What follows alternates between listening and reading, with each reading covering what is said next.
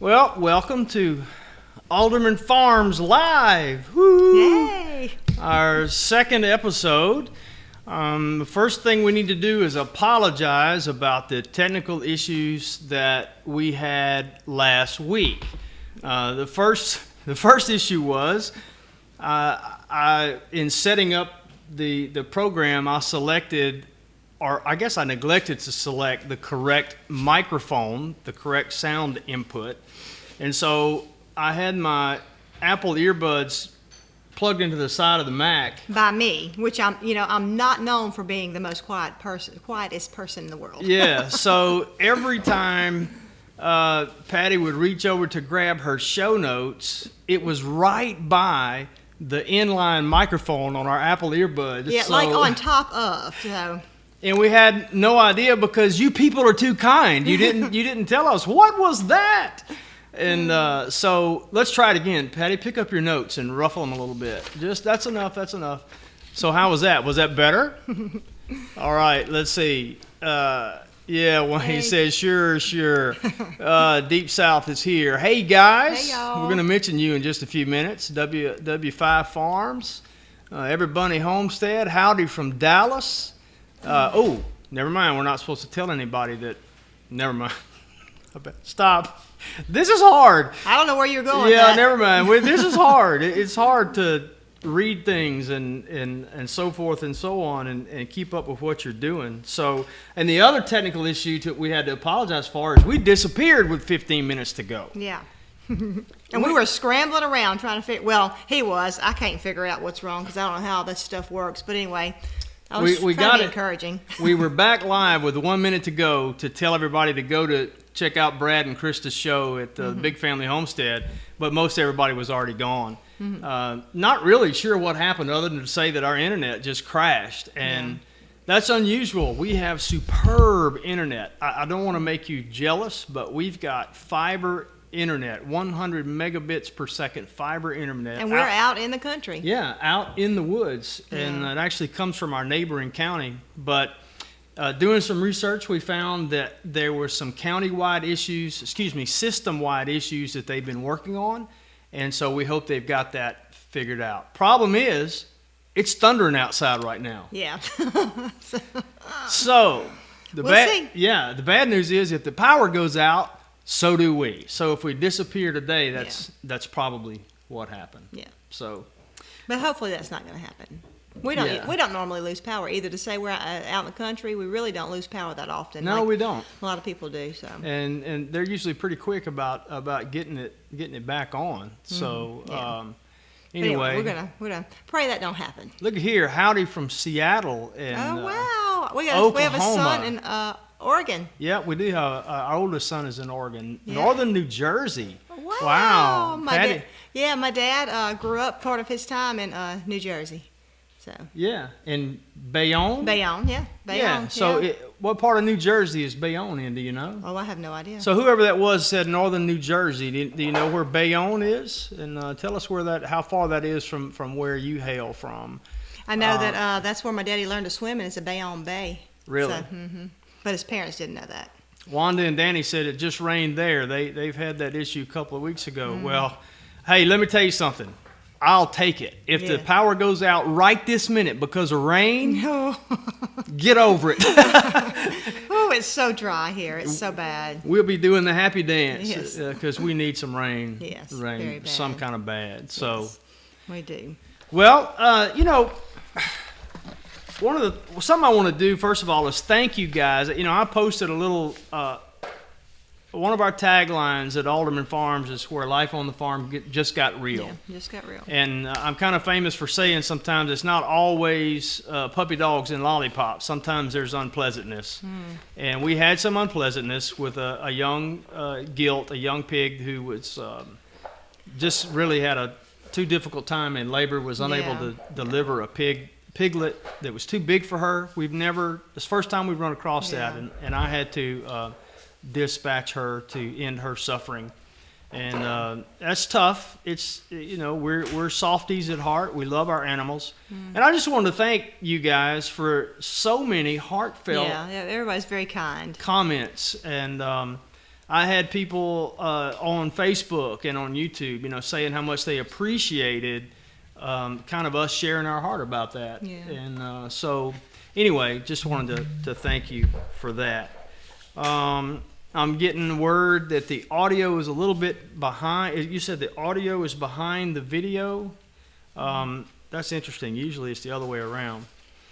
Quick note about that, and I'm going to let Patty talk because I've been talking too much. We're hopefully going to have sync issues resolved because due to circumstances related to my full-time job and my responsibilities with that full-time job, I'm happy to report that we now own Wirecast, the paid video streaming software. Not using that right now because I have to learn it still. We're still on OBS today. But Wirecast gives you ability to delay either the audio or the video to make them match. And so hopefully we'll be using that maybe as soon as next week. I don't know. Yeah. If you're seeing me shake my head and come here, Tomas, do head motions. My grandson is here again. Our grandson is here. And so, come here. Anyway, he may have to have a little nod now and then. Say hey to everybody. Say hey, Tomas. Wave. Hola. Look at the blue lights on the camera right there. That's Look the right camera. there. Look at that. Ah! All right. Stay inside with your chips, okay? He's our apprentice farmer. The dogs will eat them. Amanda's Garden says, I'm sorry I'm a few late. That's all right. Thanks for coming. Jump right in. Thanks for Yes. coming. We appreciate it. Marlena says a lot of times with streaming there's a lag with audio and video, not always the same. Yeah. That's right. We're new to this, but we have found that to be true. Old Kentucky Homestead had some good rains this week. Oh, that's great. Oh, man. I shall not covet. I shall not covet. I shall not covet. I don't think we've had any rain this last week. The week before we did. And we just put in some irrigation, and we really need to be doing some videos on that. But that was a blessing, and so we've been able to water some. We haven't watered a ton, which it's still, even with water, and it's like it's so hot and so dry, it's not really done as good as it could have in the garden. Of course, the cow don't help, so. Yeah. Yeah. And honestly, really speaking about the cow, the pictures that we've shown and everything, you could see the gaps in the beans and all, but we really need to do an update on it because you can really see the devastation because you can see the vines are dead now, and there's a lot more dead than what it looked like it was going to be. Yeah. So, yeah. I actually, when I pick the green beans, I get enough for a good batch, which I'm still glad to have that, but not really enough to sell anymore. So.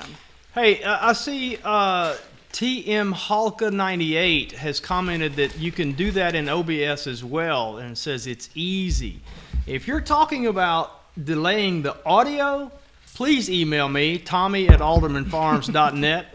I know there's an option when you're selecting a new video input to buffer the video, but again, and I'm not sure what you're seeing from us right now, but most often what I run into with OBS is that the audio precedes the video, which doesn't make sense because light travels faster than sound. But most often you hear it before you see it. If I do a big clap with my hands, you hear the clap and then see the clap. And I can't find a way in OBS to delay the audio. So if you know how to do that, email me at Tommy@AldermanFarms.net. I appreciate it. If you can figure that out for me, I'll send you a T-shirt. Hey, J&J Acres, welcome aboard. Good to see you. And thanks for the comments about Tomas. He's our heart. He's a sweetheart, and he does work on the farm. He likes to work hard, and he has a good time doing it. So. Yeah, in fact, we've got sometime when you're not watching us live here or watching other members of the Homestead Network, Tomas has his own playlist on our channel. It's called Tomas the Apprentice Farmer, and he loves it. Yeah. Grandpa, the turkey's doing fine. I've got a covering over her. She's eating and drinking, so we're encouraged by that. I'll tell you a little bit what Grandpa's asking about if you don't know here in a few minutes. Let's see. Just consulting our show notes here. We'll tell them a little bit about our 4th of July weekend. Yeah, we went to some friends, Melissa and Tony's house, and our youngest son Corey is best friends with their 2 sons, and we just had a great time. We had Tomas last weekend too, and he had a great time playing in their pool, and Corbin and Zach put on a good fireworks show for us, and Tony grilled amazing meat, amazing ribs and brisket for us, and it was just, we had a good time. It was like a potluck. Everybody brought something, and so we had a great time over there. I didn't realize Tony was a master chef, but it was amazing. I told him the only way it could have been better is if that meat had come from our farm. That's right, and we've talked about that. So that's on the agenda next. Is Tony's gonna get a hold of some of our pigs for us. So. Yeah. So and I can't wait to see. And you didn't hear some of our conversation. He actually knows how to do the pig in the pit in the ground. Come on. He's not necessarily done it, but he knows people that have. So. Oh, good. Well, we'll have to. That's something I've been wanting to do. Reckon Melissa let us dig a hole in the ground at her house? Well, we can do it here. I'll let him. Oh, okay. You'll let us. So that's good. Yeah, it was a great time. We had fun with, lots of, there were kids. There's more kids you can shake a stick at. And the pool was nice, and it was really a fun time. Yeah. So let's see, just kind of reviewing our week after that. We picked our first batch of figs. Yes, we sure did. Tomas was asking last weekend, when are the figs going to be ready? And I said, I don't know. And sure enough, I picked some the day before he came. And then he's been picking them the whole time he's been here. So we. Oh yeah, he helped me. We were picking really late, and he shined the light for me. Yeah, too. he shined the light. That's right. But he's been picking them and eating them all day. So. I heard Danny and Wanda. I heard you guys on your most recent show talking about figs and your fig tree. Yeah, I enjoyed that. I enjoyed hearing about all that. I told Patty when we were watching that, I said, Patty, we have to go see Danny and Wanda. That's right. Because it's kind of my understanding that that's a rite of passage for the Homestead Network members, that you have to go to Deep South Homestead and sit on the porch with Danny and Wanda, right? And so hopefully we get to do that, and we can talk about figs. Oh wow! They said they picked 9 gallons. We've picked some to eat, and I picked about a gallon yesterday.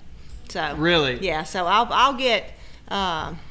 I should be starting to get 2 or 3 gallons of picking. Man. So. Well, we've just got one fig tree, okay, and it's a tiny little fig tree. I'm gonna show you a picture of it. Jared from J&J Acres, see if you recognize our tiny little fig tree.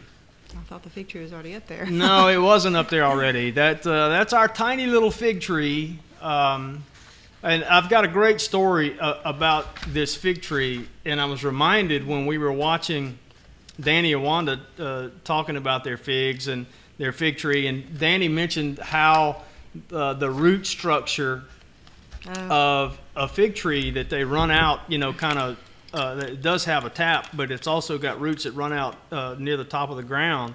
Well, our fig tree just had done amazingly well. Was that 2 years ago when we really had an extended drought, and yet whenever it was? No, it's been longer than that. But our fig tree was just.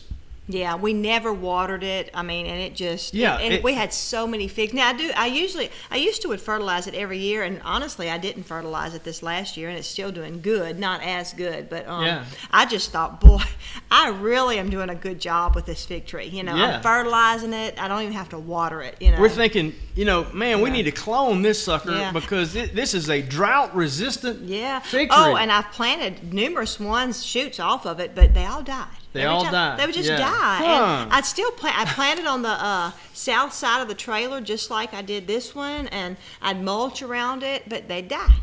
They just die. Yeah. So one day we were getting ready to go to church, actually. Yeah, we're on the way out to go to church that morning. We came out and we were walking across the deck. It would be, let me show you this picture. The deck is behind this fig tree. And so it would be, as you're looking, we're walking from left to right behind that fig tree across the deck, and I'm hearing what sounds like pouring down rain. Problem was, it wasn't raining. And so I'm looking, and it didn't take me long to understand that the rain was the rain I heard was underneath our mobile home.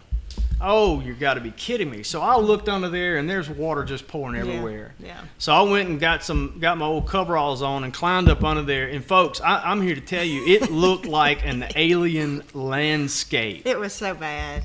Danny, I don't know if you've ever seen this or ever had fig trees in a position to see this, but what I saw under my mobile home was vast sceneries of what looked like giant balls this big around of human hair, all just wadded up, and it was just like everywhere like this, and then all on the ground, bony looking finger things running across the top of the soil for this water. And so it dawned on us, our fig tree is not drought resistant.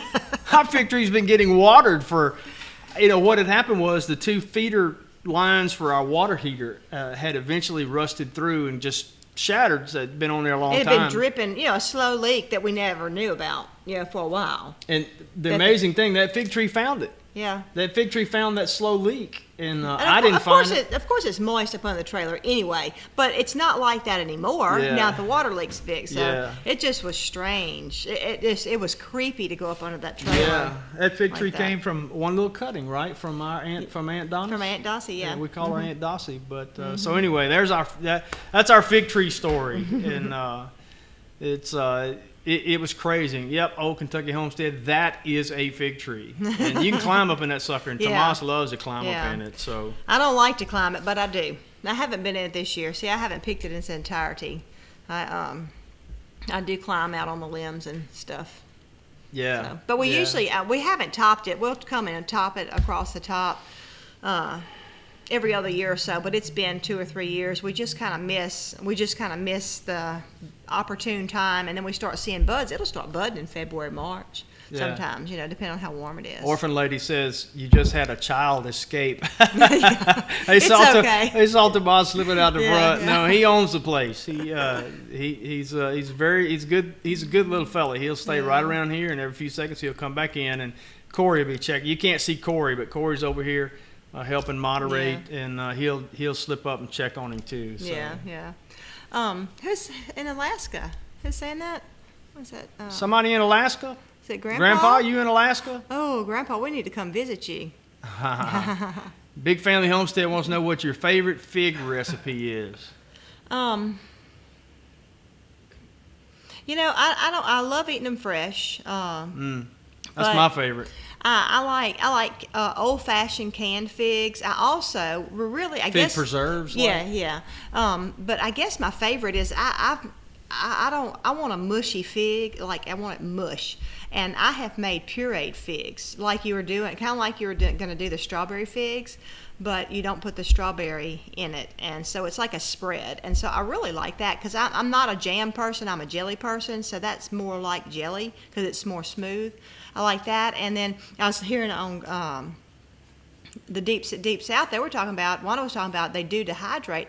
I'm really liking dehydrating. We've got Tommy got me a Excalibur dehydrator a few years ago, and I've really used it on the figs, and my oldest son loves figs, and I've sent him a couple of batches of figs that I've dehydrated up there for him, and I don't know if Tomas likes them dehydrated, but he loves them fresh too. So I don't know if you have anybody else has an Excalibur dehydrator, but that thing rocks. Yeah. We'll put a link down. You can go look at it and check it out. Yeah, I really like it. I've had the round ones, and I still have them.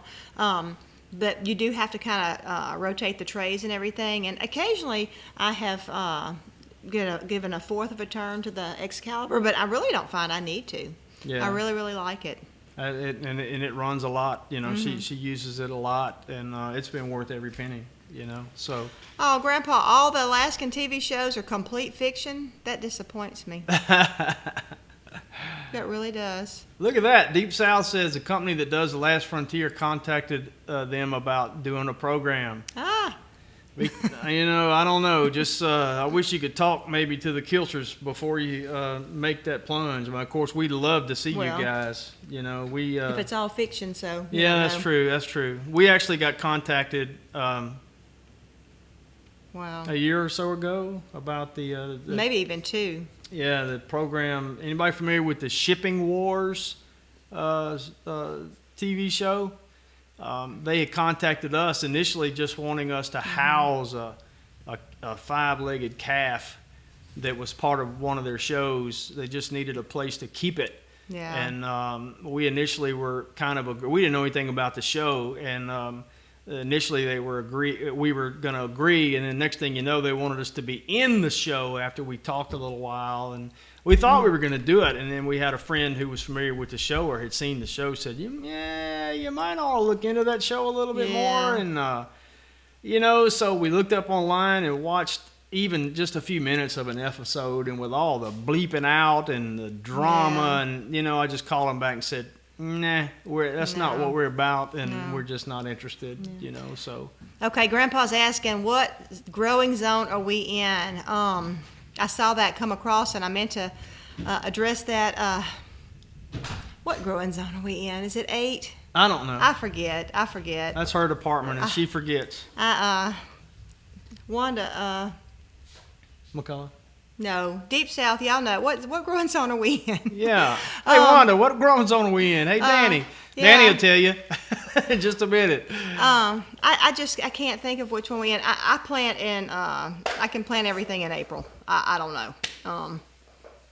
So. I see, good. Danny says they ain't doing it. Talking about the TV show, I think that's probably a good idea. And Jared, I didn't realize that you'd been contacted too. Learned it was all about them, not so. Yeah, good. It seems like we got some common sense folks in this group right here. You see, Danny or Wanda one says we're either in 8 or 9. Yeah, so that's what I was saying. I think it's right. I think it's 8. I think maybe Danny and Wanda are maybe a 9 and we're in 8.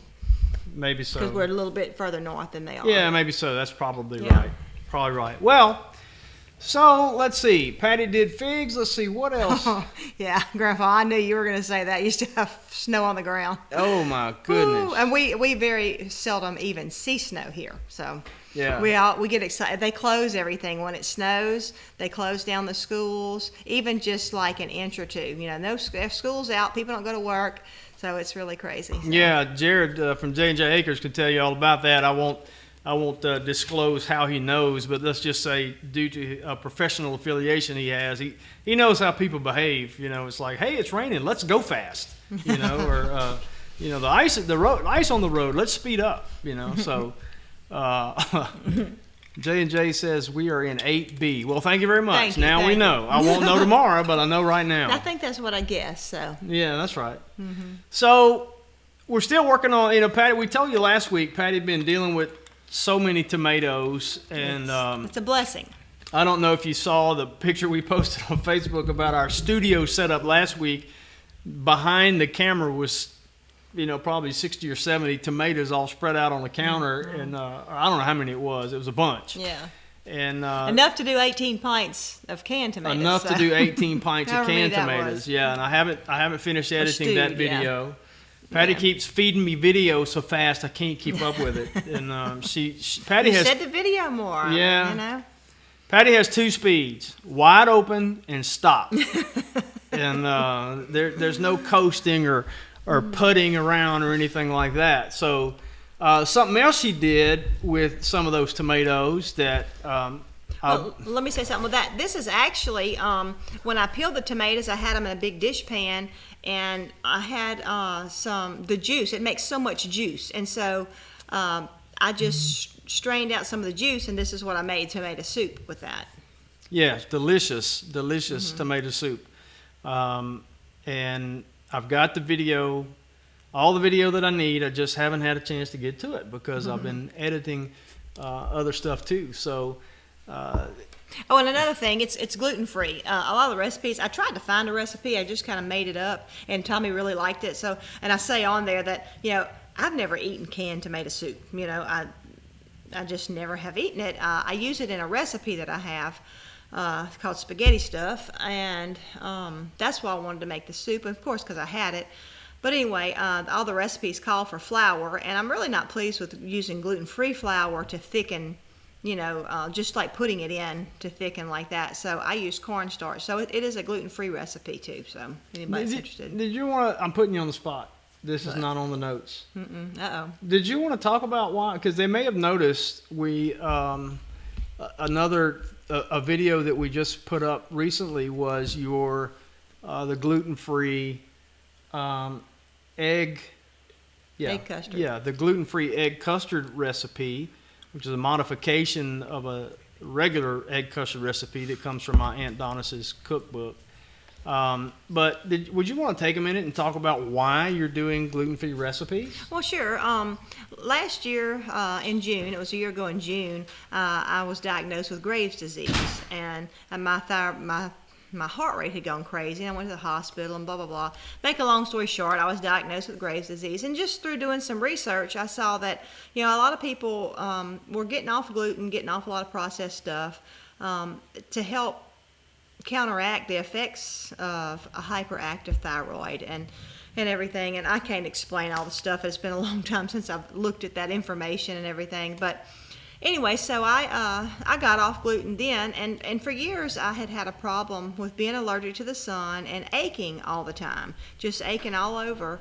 Not to the point that I couldn't do anything, but to the point that I didn't want to really do a lot, but I could take ibuprofen or something and go ahead and get done.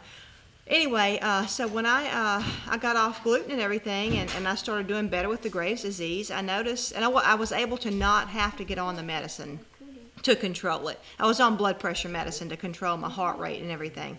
But anyway, so I felt so much better, and I was 5 months in or something like that. I thought, well, I'm going to go ahead and add good wheat back into my diet because I missed my bread. That's the main thing, was bread. I found, substitutes for noodles and stuff like that, but not for my bread. So, and I'm a bread baker, that's what I do at the market is I bake bread. So, and I've never been a huge bread eater, but I like a sandwich, and we've always been the kind that eats, a sandwich at least once a day. So anyway, every time I try to get back on wheat, even good wheat, that I've ground myself, that I know, is, all whole wheat bread and everything, no preservatives, all, use butter. You'll see some of my recipes that I make for the farmer's market. I'll use margarine, I use white sugar. I do that because most people there really don't care. For myself and for my family, we use a lot of whole wheat. If I use sugar, I use organic sugar or honey, so we eat healthy for the most part. But anyway, every time I try to get back on, I started aching all over again. And so I've even went as far, Tommy can pronounce the wheat. What's that kind of wheat? Einkorn? Einkorn. Anyway, I even bought some of that, and I've tried sourdough because I've heard sourdough, it breaks down, the proteins and stuff in it is not as bad. I did try that. I had a little bit of aching with that, but I'm going to try that another time. I'm going to try it, and I do use yeast in my sourdough sometimes. I'm going to try that without yeast, where it goes through two risings. That gives more time for fermentation, just to see. Yeah. Anyway, so that kind of was a long short of it. So Yeah, that's right. There's a lot more to it, but Grandpa said that's another good wheat. Speaking of bread, I think this is where we lost you guys last week. I think this is where the internet crashed. But we did get at least we've got enough footage to do a couple of Patty's bread making videos. We've got one up so far. Mm-hmm. But we forgot something important. We forgot to show how to start the sourdough starter and how to feed it. So we have a little more we need to do. Yeah, even after Patty said in the beginning of the video, hey, in a minute, I'm going to show you how to create starter and feed the starter, and then a minute went by and we didn't do it. Yeah, and however many minutes went by, we didn't do it. So, well, my intention was to feed. When I use my starter, I feed my starter. And, once I get through mixing up the bread, and I just forgot to do that on video. Yeah. So. Thanks, Minuteman Homestead says those are some beautiful loaves. Thank you. They are. And she actually talks about she's got a couple of secrets in the video that those come from that's already on our YouTube channel about how she discovered how to make her loaves pretty like that. Yeah, and, that's right. She sells out of her bread just about every week. So, what else? How we doing on time? Man. We're doing good. We got 30 minutes left. I thought we feel like we've been talking for a week, and it's only been 30 minutes. So, You wanted to talk about the meeting that you went to a little bit. yeah, I didn't create a clip for this, but there's a video up, actually two. I shot a video when I was headed up to the Mississippi Food Policy Council meeting, where I had been invited to take part sort of as a representative of small farm operations who are experiencing some type of regulatory burden from existing regulations in the state of Mississippi. And these are good folks. I need to clarify because based on some comments I've gotten on the video, it wasn't clear, and I see why. With the word council, it almost sounds like an official government body. It's not. The Mississippi Food Policy Council is just a collection of people from a host of organizations, from the United Way, from school, these groups that promote farm to school options, to Blue Cross and Blue Shield had some people there. There were some government entities there. Adam from the state of Mississippi, who is he's over like consumer protection or something having to do with meat, and a great guy. Yeah. And lots of others. Daniel Doyle, who is sort of the founder of the Mississippi Sustainable Agriculture Network, was there. He's the one that invited me to come and participate. And it was good. Last year, they actually had sort of a roundtable to determine what they would spend their focus on in 2016. And they decided at the end of 2015 to focus on regulations dealing with the transportation of processed proteins, processed meats, and poultry processing regulations. And so it was just kind of an update where we are, what's going on. Yeah. And so there's a video if you want to see. I talk a little bit about that. And I came up with, we were talking just in the meeting, and it just kind of hit me off the top of my head, but it got a big laugh, and the lady who runs the council told me she'd never forget it, and that was, we were talking about tomatoes, and I was telling them, tomatoes don't grow in December, not naturally anyway, and so when you go to the grocery store and buy a tomato in December, you might as well be eating a photograph of a tomato, because they taste about the same and about equal nutritional value. But anyway, I do have goals of having tomatoes in December in a high tunnel. In a high tunnel, yeah, we could do it here in Zone 8B, that is. But they still won't be as good as the tomatoes we get in July. No, that's right. They still won't be as good. That's right. I want to. A couple people said something. Marlene said that she would like to. She started watching the video for sourdough, but she stopped because it wasn't a true sourdough because I use yeast. That is true. I do use yeast in my sourdough, and that is mainly because I'm going to market with this sourdough. I don't want it to take 2 full days or 24 hours to actually be able to make it. It can be true sourdough, just omit the yeast, and your second rise when you put it into loaves will be anywhere from, it depends on how active your starter is. It could be risen in 4 hours, it could take 8 hours. So, you can still use this exact recipe. And I've actually used this recipe with more whole wheat sourdough also, so it will work for both. I've actually used it with honey also. I used to do a honey sourdough. It got really expensive, and for what I was having to charge for the loaves at the market, so I quit because honey is very expensive, and we're really not producing enough of our own. Grandpa said something too I was going to answer to, but I forgot what it was. But anyway, so like I said, I'm going to go back and revisit the sourdough that I tried with the einkorn wheat, and I'm going to do true sourdough. I'm not going to add any yeast to it because I want that longer time to rise for the fermentation of it. So, maybe it was Karen. Let's see. I don't know. It was somebody that said something I was going to comment to, but I forgot what it was. Oh, well. Anyway, sorry about that. It gets overwhelming when we're talking about something and then y'all ask a question. The comments are just flying by. Yeah. I was going to bring my iPad over here to do it, but it was dead. So next week maybe it won't be dead. So maybe it'll be a little easier for me to keep up. We're learning. So. Yeah. Something else we wanted to touch on is we've been fortunate to have in Mississippi there, and it's not just in Mississippi. I know these kind of things exist all over the place. But Daniel Doyle, who I mentioned a minute ago, from the Mississippi Sustainable Agricultural Network, MSAN for short. In the video, I said MSAG. It's from my law enforcement background. And I even caught that. So yeah, Patty caught that. What do you mean? It's MSAN. But anyway, Daniel contacted us a few weeks ago and asked us if we'd be interested in having an intern come to the farm, and we said sure. And so Margeria Smith, who is she's fairly local. She's she's from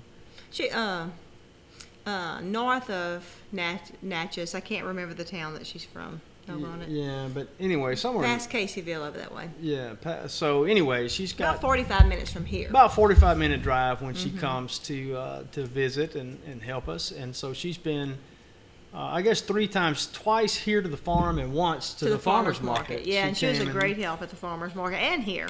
It's been nice to have her helping. And it's so funny. Patty was telling me that she just could, she was over here helping Patty make bread one day, and Patty was just explaining everything and giving her all her tips and tricks. And Margeria couldn't believe that Patty was willing to give away her tips, to help her maybe, because she was interested in making bread. Yeah, she was really impressed. And, a lot of people are so intimidated with making bread. And I know I was. In fact, somebody commented on the video that they tried to make sourdough and failed. And I did too my first time. I'll never forget. It was when we still lived in Louisiana. We came up to Mississippi for a visit. And we stopped at his Aunt Yuba's house, which is actually right down the street from where we live now. And Aunt Dossie came in, and she had this beautiful, huge loaf of sourdough bread. And she has and I actually have her bread pans now. She's passed away. But it's like the same size loaf as what you buy in the grocery store. It's that big of a pan. And she brought in a huge loaf of sourdough, and she used potato flakes in hers. To help with the texture of the bread. And I think I'm going to probably use some potato water when I get my other sourdough going. But anyway, I was so impressed. I really wanted to learn how to make bread and everything. So they wrote the recipe. They told me the recipe, told me exactly how to do it. I wrote everything down, and I'll never forget. I put it in the utility room with a kid, because I had little kids where they couldn't mess with it and everything to rise for the 12 hours and all that.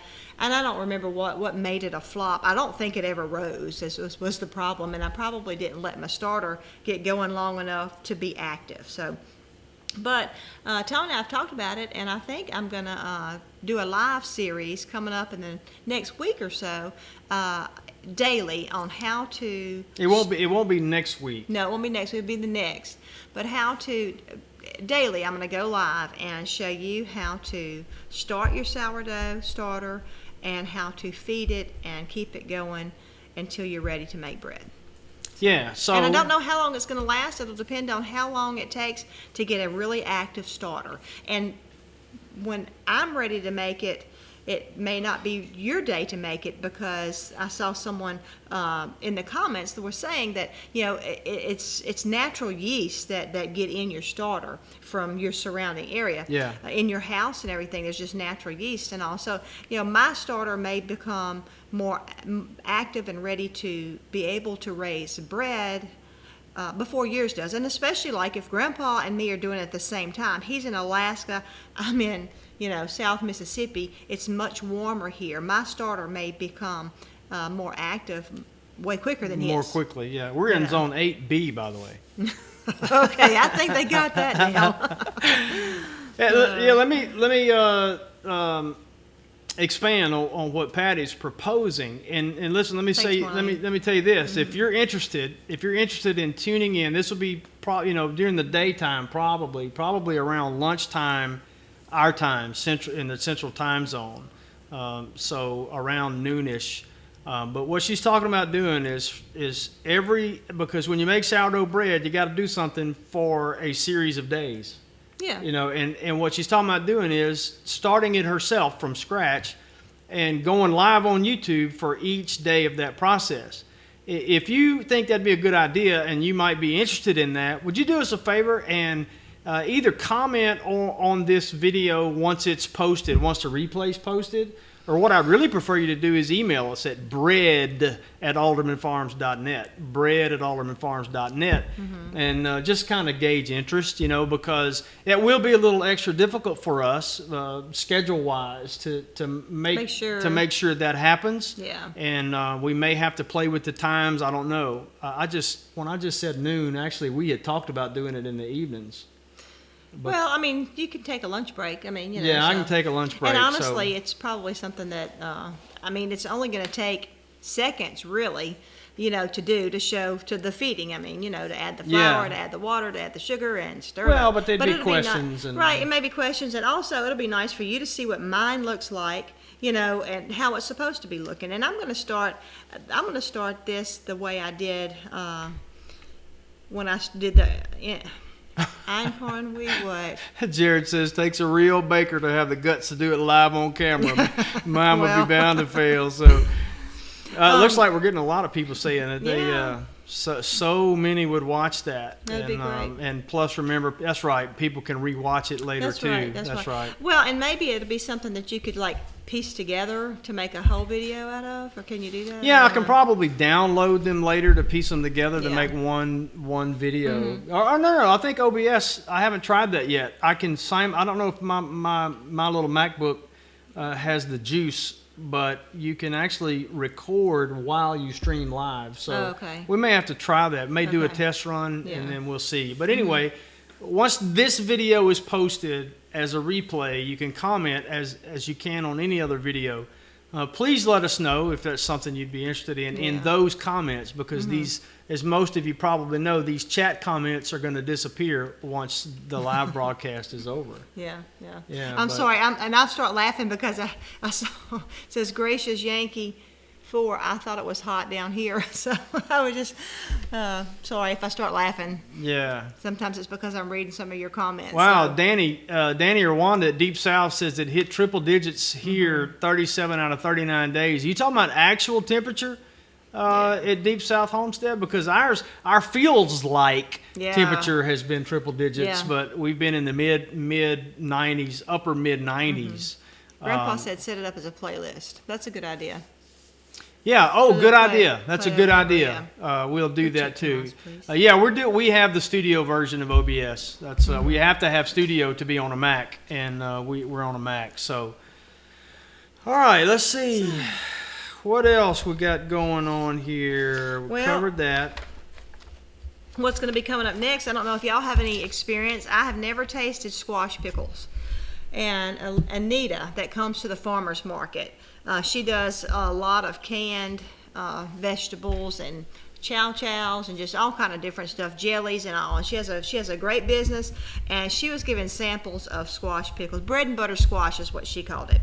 Anyway, I told my friend Therese, which you should be hearing a lot about Therese. She's taught me so much about canning and preserving and stuff like that. We need to have Therese on the show. We really do. If you're watching this, Therese, I'm booking you. You're coming here for a show, or maybe we'll come there and do a show.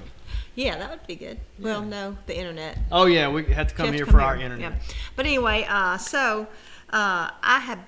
actually had to buy squash because my squash is totally dried up and I haven't replanted yet. So I bought squash from the Douglas boys. It's some boys that come to the farmer's market. Their grandpa taught them how to grow beautiful squash and tomatoes and cucumbers. And he's just passed away, but he's really handed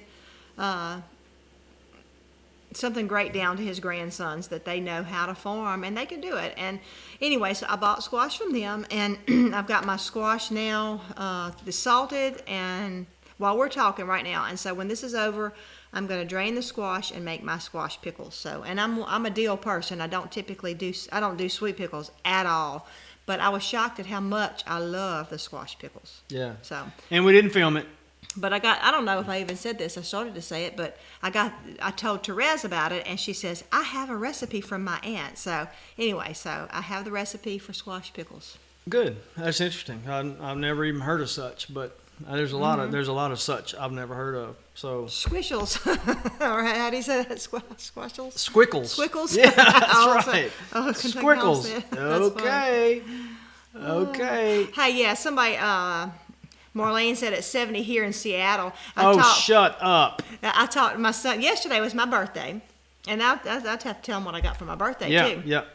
But anyway, I talked to my son. He's in Oregon. And he said it was 10 o'clock at night here, so it was 8 o'clock at night there, which, of course, was still broad daylight. I was shocked at that.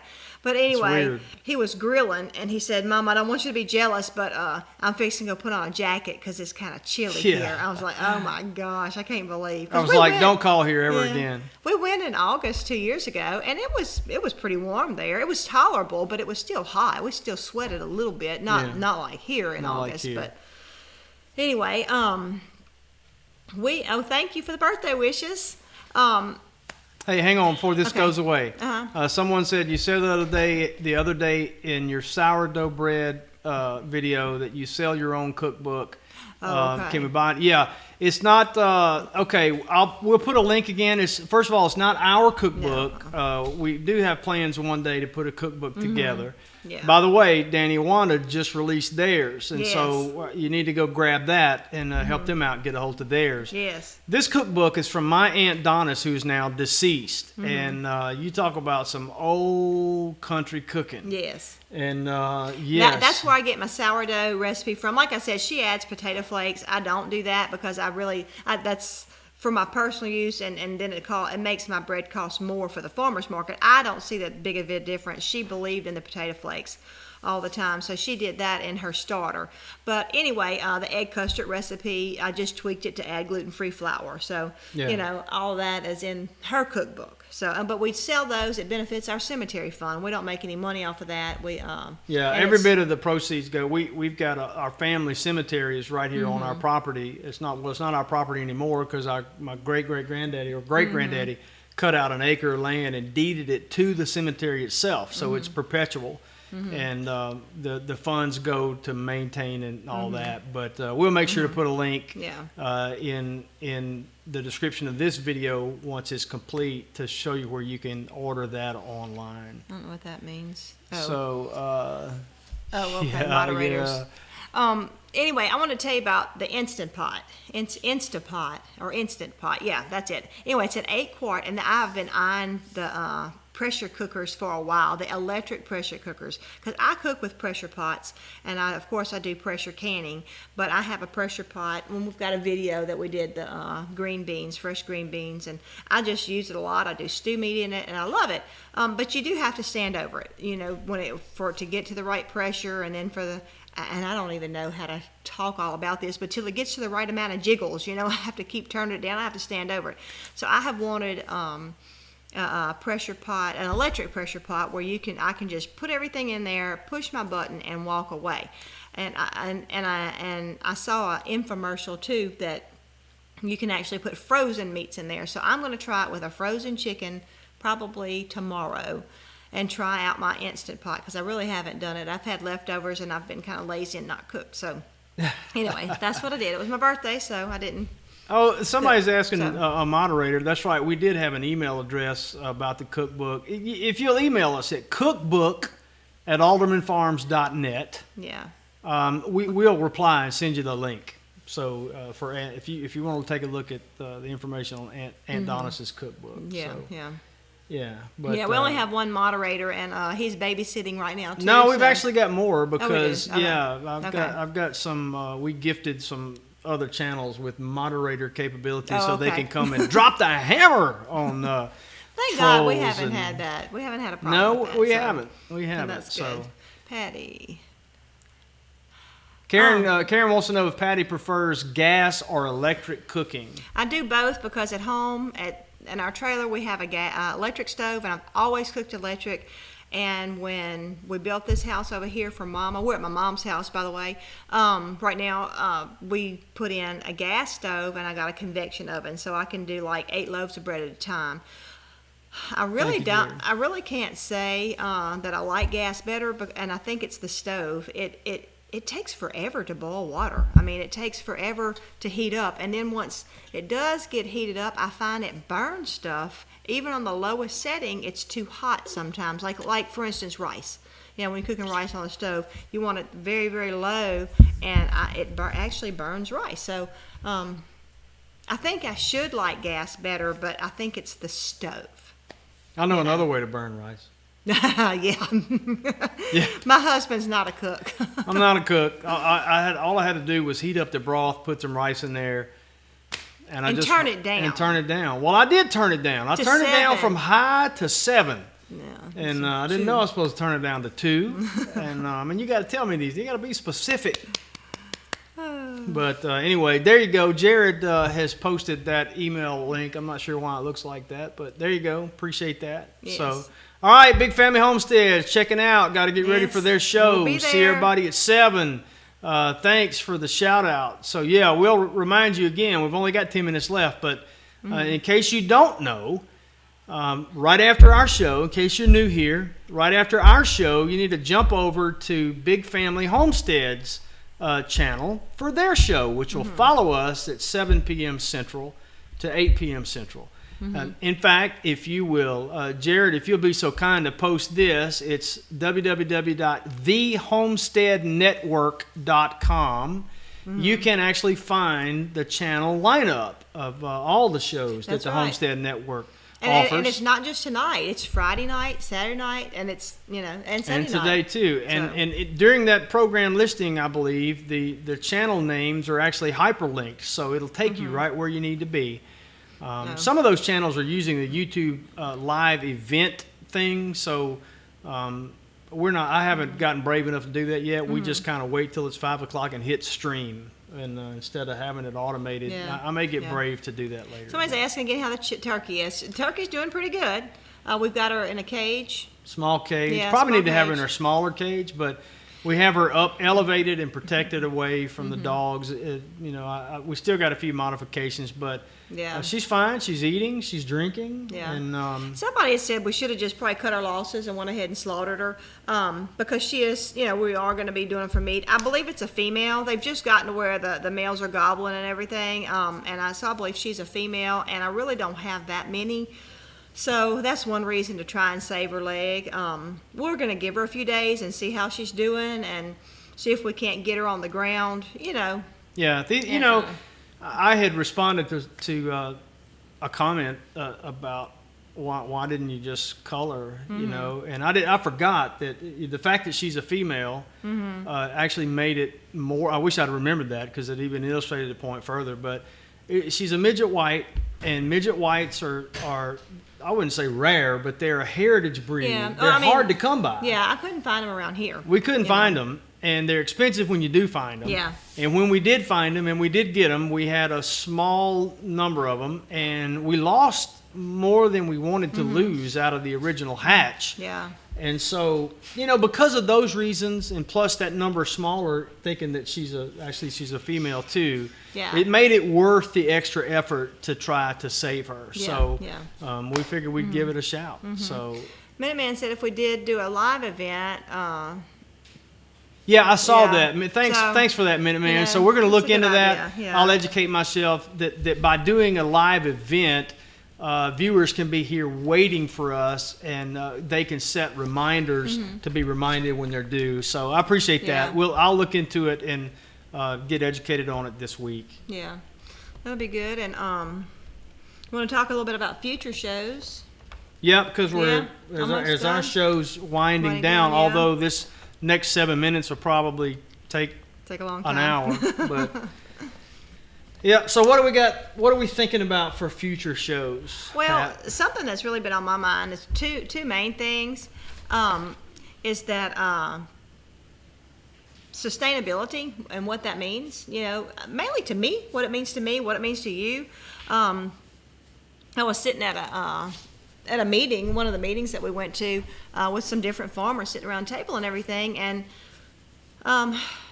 I realized that they're ordering all of their seeds, and there's nothing wrong at all with ordering all of your seeds. But in the same breath, we were talking about sustainability. Right. And one thing that I'm trying to learn is to save seeds because I want to be sustainable. So, sometimes sustainability means one thing to one person and another thing to another person. So that's one thing. And also, we've had some comments and questions about farmers market, and I would like to go into depth about how we got started with the farmers market and how how you can get started at the farmer's market before you even grow any vegetables, and how you can get your name out there. Yeah, Patty's got some particular insights into that. Number one, because of her experience as a vendor from the very first day of the Brookhaven Farmers Market's existence, but also because she's the market manager for the Brookhaven Farmers Market, and so she knows a little bit about it from both sides of the table, as it were,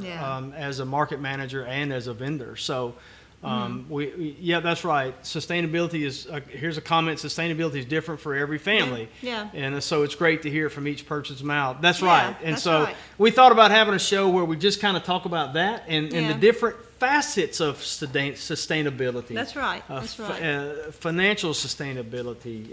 Anyway, Yeah, we don't want to I have mean, that show now. We don't have Right, time. But right. Yeah, we're running out of time. But I mean, there's things that could happen that would, make us, make things hard for us. But I think to the point we're at, I think we'd be okay.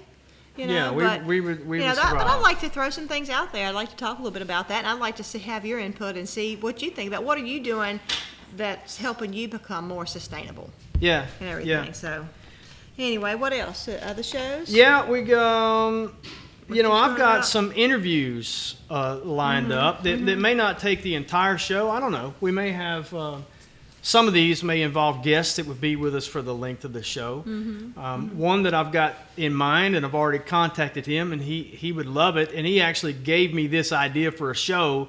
Is Andrew Allen? I don't know if he's on watching. If it is, jump in and say hey, Andy. But he's a local chef here in Jackson who is huge on local food. We've got several great chefs in Jackson who are all about farm to table and local food and sustainable food. Chef Nick Wallace is doing huge things in elementary schools and teaching kids where food comes from. Yes. And so I should have pulled up a picture of Nick here on the farm holding one of the baby pigs. Yeah, But he loves coming to the farm. anyway, I talked to Andrew about being either via Skype or here on site. And Andrew's actually interested in perhaps doing a live show about processing a pig, or not processing a pig, but doing I can't even say that big long French word of how to cut up a pig properly, a pig carcass properly, like a chef would do it. Yeah. And he's willing to demonstrate that on a live show. I don't know that we'll do that because it probably would take up more than an hour. But anyway, just some things we're thinking about. And I've got some other potential interviews and some on-location shows that we might that'd do. be cool. Yeah. And of of course, you already mentioned Therese. Already mentioned that's Therese, right. which I just thought about while we were sitting here. So anyway, give us some of your ideas. You can do it now in the chat, but also please remember the chat goes away when this show goes away. And so if it's something you really want us to know about and consider, I need it in the comments section of the replay video once it's posted. Yeah. Oh, there's the word for the Grandpa knew it. I know how to spell it, Grandpa. Oh. I just can't say it. Oh, I thought you could say it if you saw it. No, I can't say it even if I see it. And I don't know if my friends Boudreaux and Thibodeau could say it like that. I know they couldn't spell it, but that's a different kind of French that Grandpa has typed out right there, and I don't know how to say it, and I never have known how to say it, and so I'm not going to try because I would butcher the spelling. Get it? See what I did there? I didn't get it. Butcher the spelling? Oh, okay. Yeah, I got it. Yeah, I mean butcher the pronunciation. I'm slow sometimes. I got a million of them. Okay, I'll be here all week. All right, we got to go. All right, this is it. Going. Hey, we're signing out. Jump on over to Big Family Family Homestead. Homestead. Thanks so much for the conversation and for being here, and we'll see you next week, if not before.